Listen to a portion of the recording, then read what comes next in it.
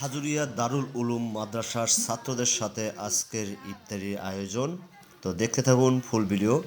মাদ্রাসার ছাত্ররা মালটা, শসা, পেঁয়াজ, কাঁচামরিচ, আনুষঙ্গিক জিনিসপত্র কেটে নিচ্ছে, কারণ আর কিছুক্ষণ পরেই হয়তো আমাদের সেই ইফতারের টাইম হয়ে যাবে। তো আমরা শরবত বানাইতেছিলাম। সাথে আছে আমাদের পাতলা খিচুড়ি। মালটাগুলো খুব সুন্দর করে ধুয়ে নেব আগেই, কারণ অনেক সময় ফরমালিন দেওয়া থাকে বা মেডিসিন দেওয়া থাকে। তাই আমরা ভালো করে পানি দিয়ে ওয়াশ করে নিচ্ছি। ওয়াশ করার পরে মালটাগুলো কেটে 4 টুকরো করে কাটা হচ্ছে। তো সবাই মোটামুটি হাতে হাতে কাজ করছে, একে অপরকে সহযোগিতা করছে। আর ইফতারের সবচেয়ে বড় আয়োজন হলো যে শরবত। শরবত না থাকলে চলেই না আমাদের ইফতারিতে, খেজুর এবং শরবত। তো আমরা শরবত বানানোর জন্য চিনিগুলো ঢেলে ভালো করে নেড়ে মিশিয়ে নিচ্ছি, সাথে ট্যাং, সেগুলো দিয়ে আমরা পানিটা ভালো করে নাড়িয়ে মিক্স করে নিচ্ছি। যেহেতু আজকে আমরা সবাই মিলে ইফতার করবো, তাই আজকের আয়োজনটাও ছিল একটু ব্যাপক। ছোলা, বুট সব কিছুই ছিল। শরবতে আমরা এখন কিছুগুলো মিশিয়ে নিচ্ছি সাথে, তাহলে খাবারের টেস্টটা একটু মজা হয়। তো আমাদের ছাত্ররা কাজ করে যাচ্ছে খুবই সুন্দরভাবে। ফল আছে, আঙ্গুর ফল, খেজুর,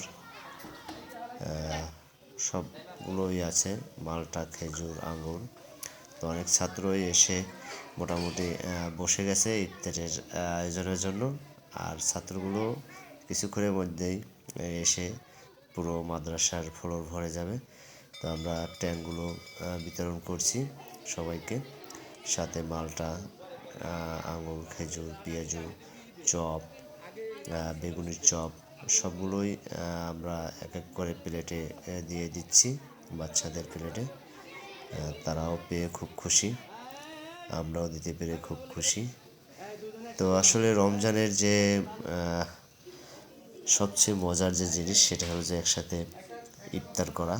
এই অনুভূতির কথা আমরা বলে বোঝাতে পারবো না। আর আমাদের সাথে যে ছাত্ররা আছেন, তারা তাদের মা বাবার কাছ থেকে অনেক দূরে আছে। মা বাবার কাছ থেকে দূরে থেকেও এরা একসাথে আনন্দের সহিত রমজানের এই ইফতার আয়োজনে উপস্থিত ছিলেন এবং প্রতিদিনই ইফতারি করে মাদ্রাসায় যেহেতু থাকে তার জন্য। তো আজান যেহেতু দিয়ে ফেলছে, আমরা ইফতারি শুরু করছি। খুবই মজার ছিল খাবারটা। তো সবাই আমাদের জন্য দোয়া করবেন, আমাদের মাদ্রাসার ছাত্রদের জন্য দোয়া করবেন, তারা যেন দ্বীন ইসলাম গ্রহণ করতে পারে এবং সারা বাংলাদেশে সেই ইসলাম আবার পূর্ণভাবে প্রচার করতে পারে। তো রমজানের এই আয়োজনটা কেমন লাগলো জানাবেন। সবাই ভালো থাকবেন।